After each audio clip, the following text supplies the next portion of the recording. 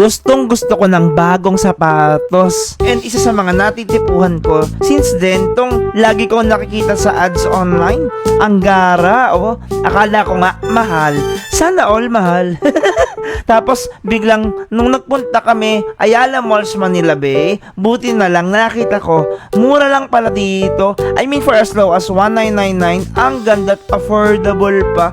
Best of all, ang ganda ng design. Medyo eccentric at hindi basta-basta. Yung tipong wala ka talagang katulad. Unique, pero may taste. Filipino design pa nga, oh. Ayun, oh, nakita nyo ba yan? Ang ganda! Tapos, beautiful ang color combinations. Ang material na ginamit, super quality pa. Tapos, di lang siya bumawi sa ganda, pati sa comfort. Grabe! Halos araw-araw ko tong suot. Tapos, ayan na, for kids, ayan. Meron silang mga design na, ayun, hindi mo na kailangan magsintas. Ang galing. Try nyo to mga ka-80s. Ang dami nilang designs sa website. At saka, doon sa mga online stores. Tapos, meron din silang physical store.